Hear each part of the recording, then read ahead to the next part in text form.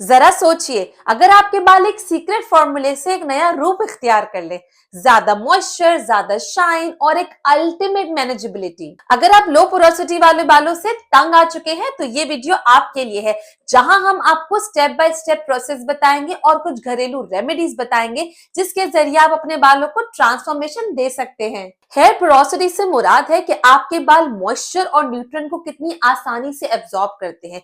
यह आपके बालों की हेल्थ, आपके बालों की ग्रोथ और आपके बालों की स्टाइलिंग को डायरेक्ट असर डालता है। सोचिए, अगर आपके बाल एक स्पंज हो तो पोरोसिटी बताती है कि स्पंज कितना पानी पी लेता है। अगर आपका ये स्पंज ज्यादा पानी एब्जॉर्ब कर लेता है, इसका मतलब यह है कि आपके बाल जिंदा हो जाते हैं।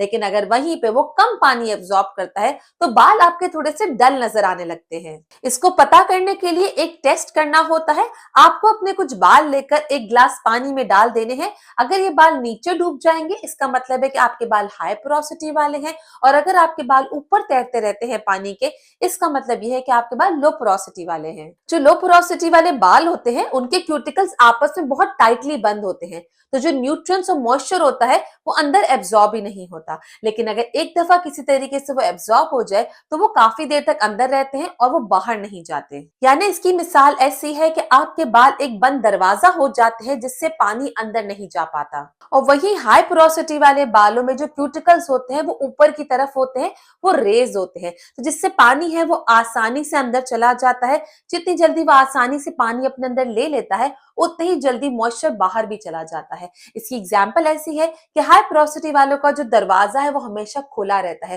तो जो चीज पानी अंदर जा रहा है वही पानी जल्दी बाहर भी आ जाता है। अब हम डिटेल से समझेंगे कि लो पोरोसिटी वाले बालों को किस तरीके से ट्रांसफॉर्म किया जाए, और इस प्रोसेस को मल्टीपल स्टेप्स में डिवाइड करेंगे ताकि हर एक चीज आपको क्लियर हो। सबसे पहली बात आती है अपने बालों को अच्छे से प्रिपेयर करना। इस प्रिपरेशन को कहते हैं प्री ट्रीटमेंट या प्री पू ट्रीटमेंट। इसका मकसद सिर्फ ये होता है कि आपको ऑलिव ऑयल, आलमंड ऑयल यानी बादाम का तेल और एवोकाडो ऑयल से अपने बालों में और स्कैल्प में अच्छे से मसाज करनी है। इससे क्यूटिकल सॉफ्टन हो जाते हैं और आपके बालों में पेनिट्रेशन बहुत आसानी से हो जाती है। इसकी मिसाल आप ऐसे ही समझ सकते हैं कि अक्सर हमारे दरवाजों में से कुछ अजीब सी आवाज आने लगती है। हम क्या करते हैं, हम उसके कोनों में थोड़ा सा ऑयल लगा देते हैं ताकि वो दरवाजा आराम से खोल बंद हो सके। सिमिलरली आपको अपने बालों में भी ऑयलिंग करनी है ताकि वो क्यूटिकल्स आराम से खुल जाएं। इसके बाद आपको अपने बालों में हीट एप्लीकेशन करनी होगी। इस हीट एप्लीकेशन से आपके बालों के क्यूटिकल्स टेम्पररी तौर पर थोड़े से खुल जाते हैं, यानी वक्ती तौर पर थोड़े से ओपन हो जाते हैं। अगर आप वार्म टॉवल का इस्तेमाल करते हैं या फिर हेयर स्टीमर का इस्तेमाल करते हैं तो उससे जो आपके बालों के पोर्स हैं वो खुल जाते हैं। इससे फायदा ये होगा कि आगे आने वाले स्टेप्स में जो हम डीप कंडीशनिंग अप्लाई करेंगे तो वो डीप कंडीशनिंग और सारे न्यूट्रिएंट्स अच्छे तरीके से उस पोर्स से होते हुए एब्जॉर्ब हो जाएंगे। इसके लिए एक सिंपल सी होम रेमेडी ये है कि घर में एक टॉवल ले लीजिए, जितना हल्का हो उतना ज्यादा बेहतर है। अगर माइक्रोफाइबर का टॉवल है तो बेहतरीन है, वरना कोई भी पतली सी टी शर्ट लेकर उसे गर्म पानी में एक दफा डिप कर लीजिए, अच्छे से निचोड़ लीजिए और फिर अपने बालों में 10 से 15 मिनट लगाकर अच्छे तरीके से उसको रैप कर लीजिए और फिर आपकी ये हीट ट्रीटमेंट कंप्लीट हो जाएगी। अब जब आपने अपने बालों के पोर्स को ओपन कर ही दिया है, हमने प्री ट्रीटमेंट कर ली और साथ ही साथ प्री ट्रीटमेंट के बाद अपने बालों को हीट देकर हल्का सा इसका दरवाजा हमने खोल दिया है। अब बारी आती है उसमें वो न्यूट्रिएंट्स डालने की जिसे देने से आपके बाल लंबे टाइम के लिए मॉइस्चराइज नजर आ सकते हैं। यह है हमारी डीप कंडीशनिंग। डीप कंडीशनिंग आप नाम से ही समझ सकते हैं कि ये आपके बालों को डीपली जाकर पेनिट्रेट होकर उससे कंडीशन प्रोवाइड करते हैं।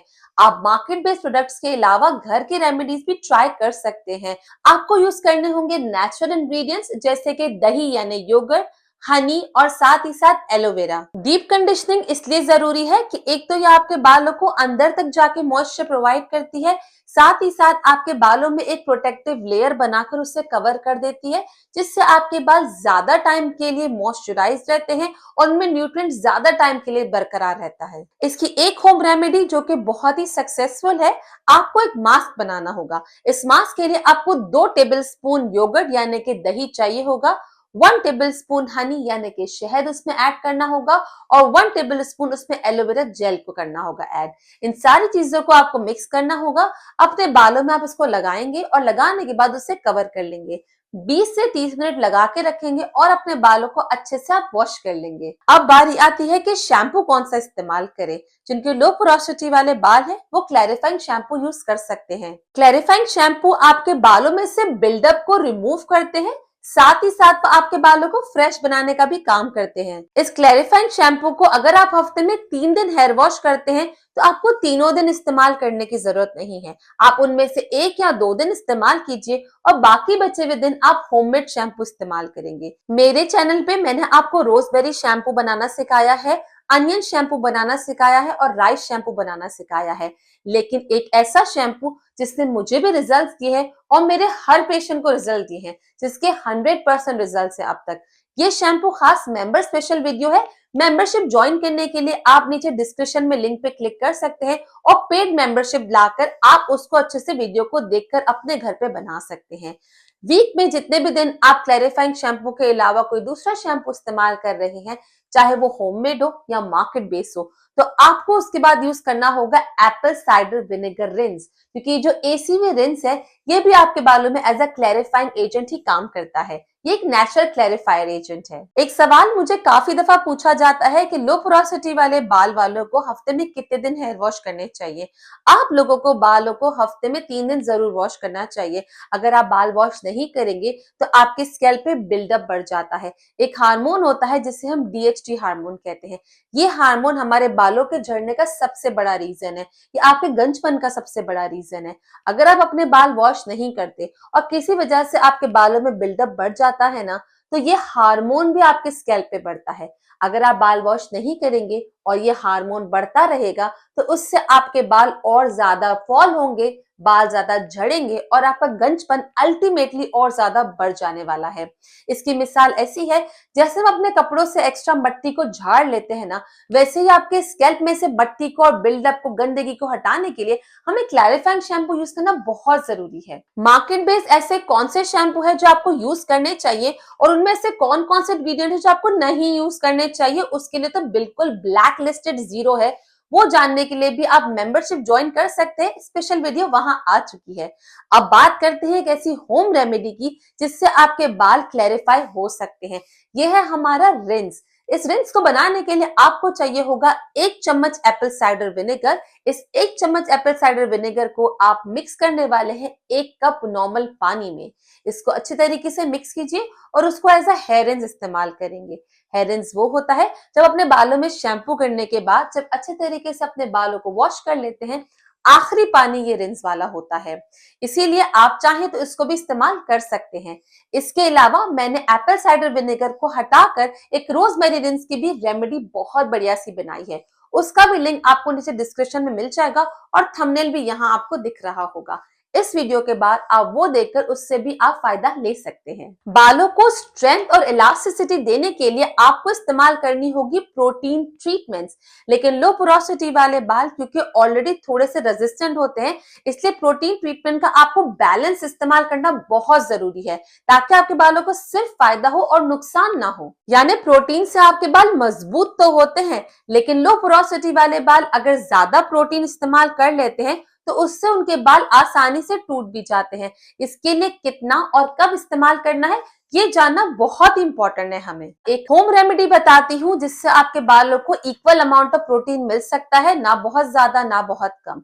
आपको बनाना होगा एक मास्क। इस मास्क को बनाने के लिए आप एक अंडा ले लीजिएगा, पूरा अंडा लेंगे, जर्दी भी लेंगे, व्हाइट भी लेंगे। इस अंडे में आप मिक्स करेंगे 2 टेबल स्पून योगर्ट और साथ ही साथ आप ऐड करेंगे 1 टेबल स्पून ऑफ हनी यानी शहद। अच्छे से इसको मिक्स करेंगे, अपने बालों में लगाएंगे और 15 से 20 मिनट के बाद अपने बालों को गर्म पानी से अच्छे से वॉश कर लेंगे। जो लोग अंडा नहीं यूज कर सकते वो अंडे की जगह पर 1 या आधा बनाना इस्तेमाल कर सकते हैं। आपको उतना ही बनाना यानी केला डालना है जिससे जो मास्क है अच्छे तरीके से इसकी कंसिस्टेंसी फॉर्म हो जाए। बहुत ज्यादा तरल भी ना हो कि वो टपकता रहे और बहुत ज्यादा थिक भी ना हो जिससे आपके बालों में वो अच्छे से पेनिट्रेट ही ना हो।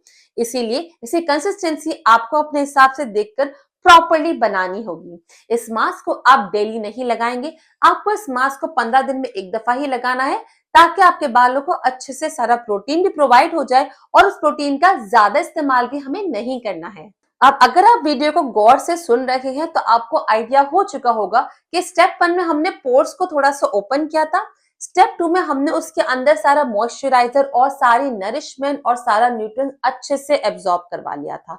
अब बारी आती है कि जो मॉइस्चर अंदर जा चुका है इसको हम लॉक कैसे कर दें।